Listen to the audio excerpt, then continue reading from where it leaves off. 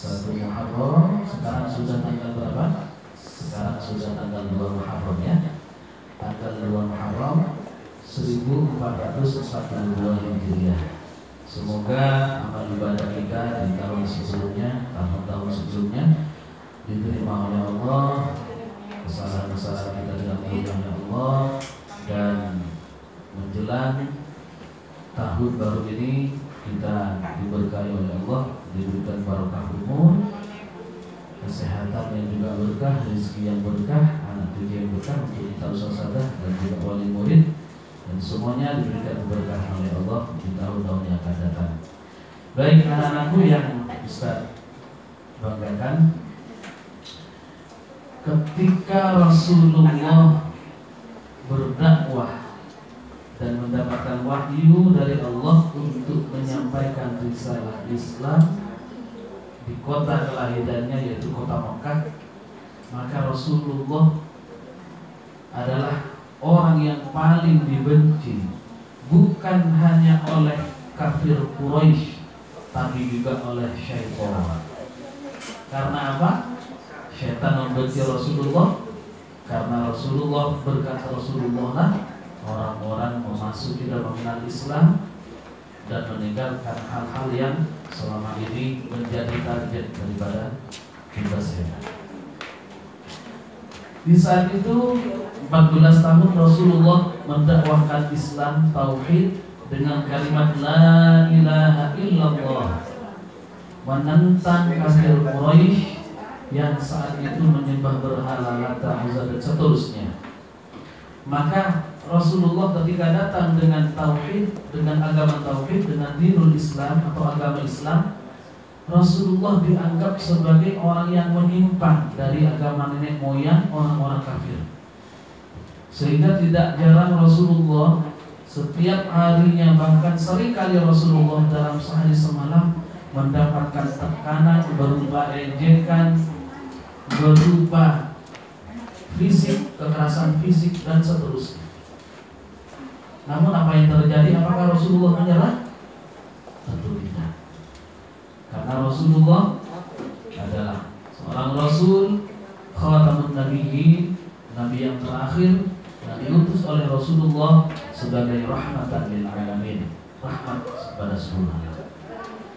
Satu contoh, ketika Rasulullah mendakwahkan tauhid Islam di kalangan keluarga, tetangga, atau bahkan kabilah-kabilah Quraisy, kafir Quraisy saat itu, Rasulullah pernah satu ketika Rasulullah lewat di samping sebuah rumah orang kafir. Maka Rasulullah ketika lewat di samping rumah itu, sang kafir Quraisy pemilik rumah itu meludahi Rasulullah. Tuh, ludah itu pun mengenai wajah Rasulullah yang mulia. Pertanyaannya, apakah Rasulullah membalas ludahan itu? Apakah Rasulullah menghampiri orang itu lalu memukulnya? Tidak. Karena apa? Rasulullah telah dididik oleh Allah memiliki akhlakul karimah. Dan Rasulullah pun sudah memiliki komitmen bahwasanya Rasulullah akan berbuat lemah lembut, mendakwahkan Islam dengan lemah lembut kepada kafir Quraisy. Maka Rasulullah pun dengan kesabarannya, dengan kasih sayangnya berlalu dari rumah kafir Quraisy itu dan membiarkan, mengabaikan orang kafir tadi yang meludahi Rasulullah, mengejek dan seterusnya. Sampai suatu ketika Rasulullah lewat, karena Rasulullah sering lewat di rumah itu, di samping rumah itu, Rasulullah pun suatu ketika tidak mendapati lagi orang yang meludahi. Tidak ada yang lagi yang meludahi, tidak ada lagi yang mengejek dari rumah itu. Maka Rasulullah pun bertanya kepada sahabat, kira-kira di mana orang yang biasa meludahi, orang yang biasa mengejek? Akhirnya terdengarlah kabar bahwasanya orang itu sakit parah. Maka Rasulullah pun bergegas pulang dan membawakan dia sesuatu untuk dibawa kepada orang tersebut, lalu mengetuk pintu orang tersebut. Assalamualaikum. Dari dalam rumah pun dengan salam seseorang menjawab, Waalaikumsalam. Siapa di luar? Aku, Muhammad. Begitu kagetnya orang ini ketika mendengar bahwasanya di luar pintu yang mengucap salam adalah Muhammad yang selama ini sangat dia benci, bahkan seringkali dia ludahi. Rasulullah pun singkat cerita dipersilakan untuk masuk, dan betapa kagetnya orang kafir tadi ketika melihat sosok Rasulullah yang selama ini dibenci, bahkan seringkali diludahi dan diejek, adalah menjadi orang pertama yang menjenguk ketika dia sakit. Akhirnya dengan keindahan akhlak Rasulullah ini pun orang tersebut mengucap 2 kalimat syahadat di hadapan Rasulullah. Inilah salah satu akhlakul karimah, akhlak yang baik yang dimiliki Rasulullah, lemah lembut kepada siapapun ketika mendakwahkan sesuatu yang baik. Ketika Rasulullah harus membalas kejelekan orang-orang yang mengejeknya dengan kebaikan dan akhlakul karimah, maka yang terjadi adalah lemah lembut yang diberikan Rasulullah berbalas sesuatu yang baik pula. Jadi anak-anakku, dari satu cerita ini dapat kita ambil sebuah kesimpulan bahwasanya saat ini kalian berada berinteraksi berteman dengan siapapun teman kalian, tentu kalian punya berbagai macam teman dengan banyak macam karakter. Ada teman yang menurut kalian baik, ada yang kadang baik, kadang enggak, ada juga yang usil dan seterusnya. Maka pertanyaannya, bagaimanakah kita harus menyikapi itu? Tentunya dengan akhlak yang baik. Balaslah keburukan atau kejelekan teman dengan kebaikan. Sehingga dengan seperti itu Allah menurunkan rahmat-Nya sehingga kita pun disenangi banyak teman, baik teman yang sayang kepada kita ataupun yang tidak suka dengan kita, maka dia akan sayang kepada kita. Nah, anak-anakku, Ustaz sampaikan sebagai sebuah pengetahuan buat kalian tentang sejarah Hijriyah. Kita tahu bahwasanya tahun Hijriyah adalah tahun di mana yang diambil tahun itu sejak Rasulullah hijrah dari kota Mekah kemana? Ke Madinah. Nah, Ustaz sampaikan, sebelum Rasulullah hijrah ke Madinah, keluar dari kota Mekah menuju Madinah, terjadilah sebuah rapat yang dikenal dengan rapat Darun Nadwah. Darun Nadwah atau Dar al-Nadwah, dibaca Darun Nadwah. Yang waktu itu dalam rapat itu kafir Quraisy menghasilkan beberapa pendapat. Pendapat yang pertama diusulkan oleh Abu al-Aswad. Abu al-Aswad ketika rapat, bagaimana caranya, pertanyaan dalam rapat itu bagaimana cara menghentikan dakwahnya Nabi Muhammad, bagaimana cara menghentikan dakwahnya Rasulullah. Maka ada beberapa pendapat dalam rapat itu. Yang pertama, pendapat yang disampaikan oleh Abu al-Aswad. Abu al-Aswad ini punya pendapat, aku punya usul. Gimana kalau Muhammad itu dibuang, diasingkan ke negeri yang jauh, kita biarkan dia tanpa kita hiraukan dia. Yang lain pun mikir. Akhirnya ada seorang syekh dari Najd menimpali saran atau usulan daripada Abu al-Aswad. Usul, ya syekh, gimana? Saya kira pendapatmu itu belum tepat. Karena ketika Muhammad kita asingkan ke negeri lain, kita tahu bahwasanya Muhammad memiliki pribadi yang baik, memiliki akhlak yang baik, lemah lembut, perkataannya manis dan sebagainya, orang bisa luluh.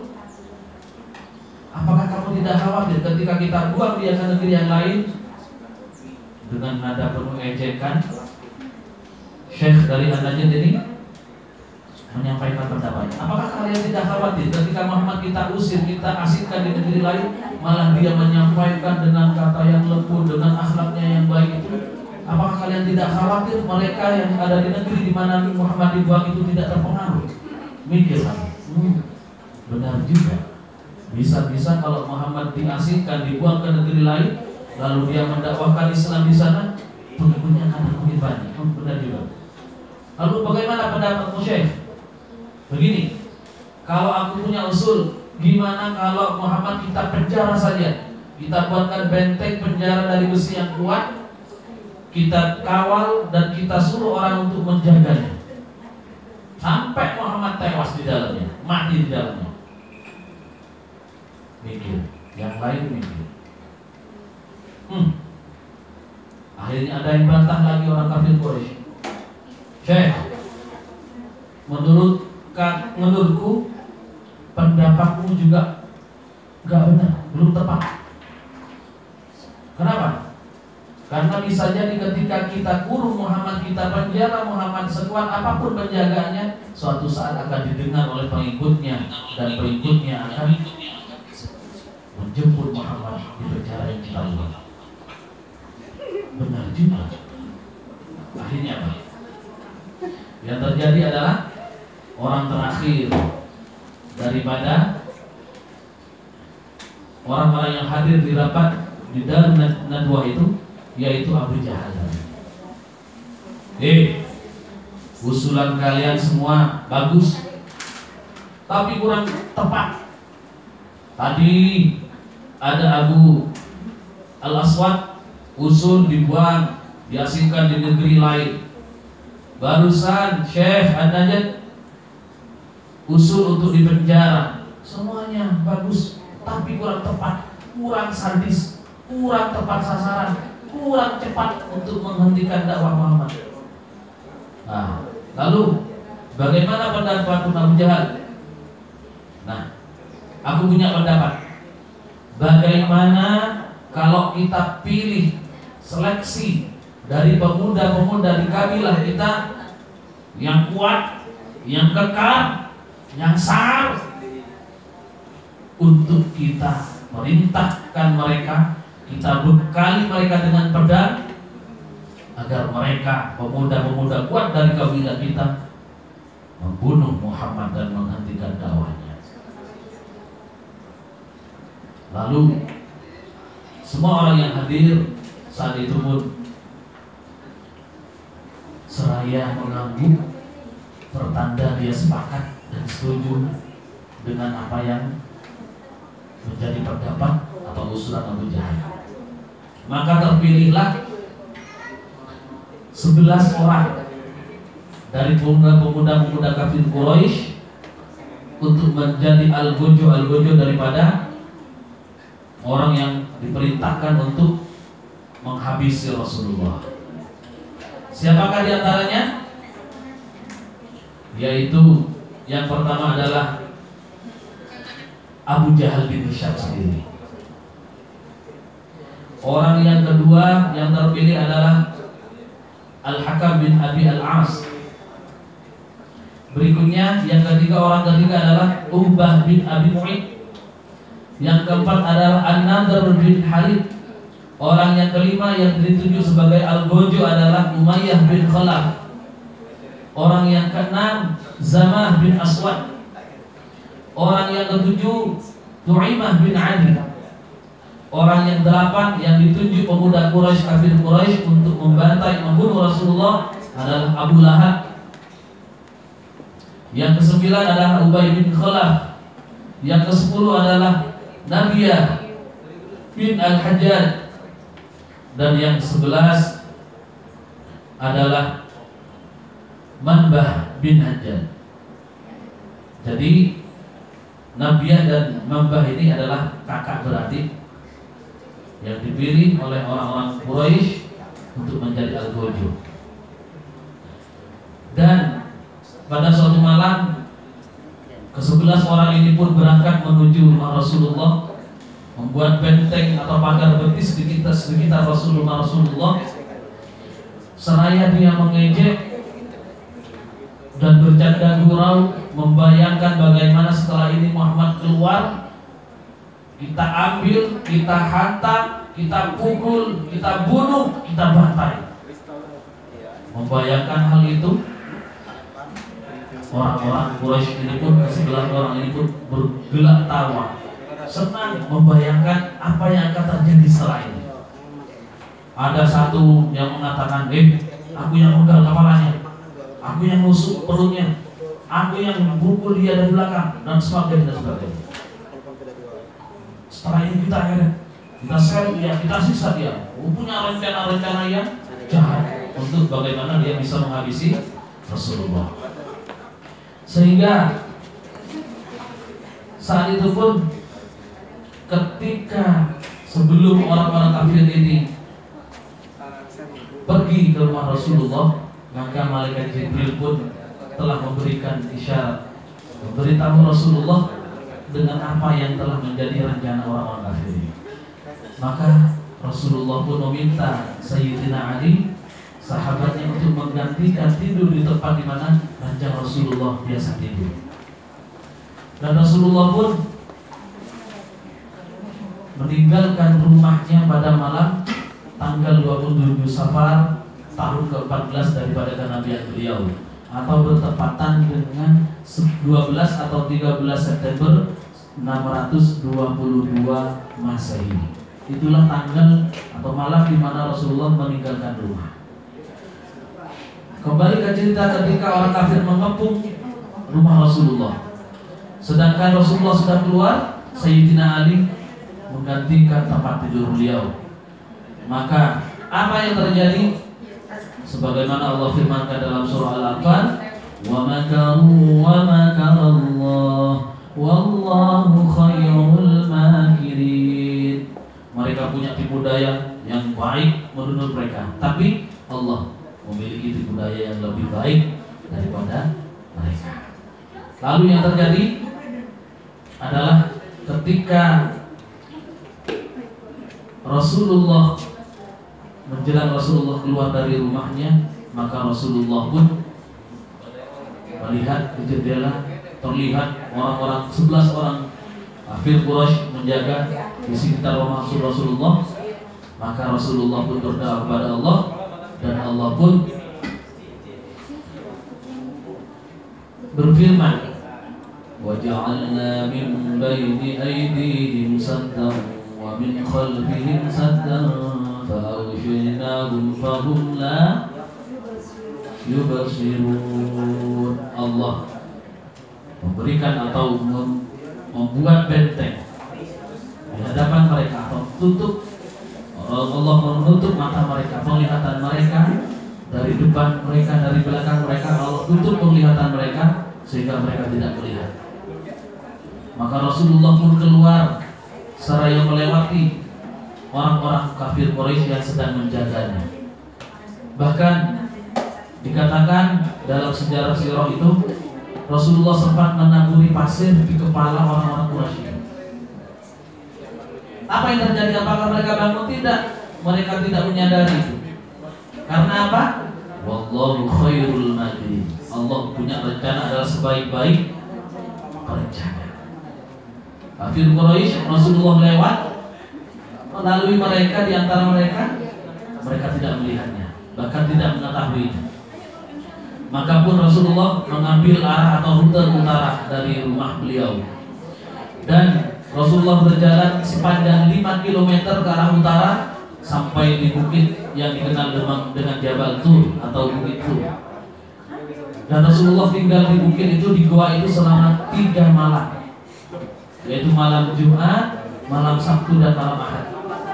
Bersama beliau adalah Ali bin Abi Thalib, Abdullah bin Abu Bakar juga ikut bersama beliau.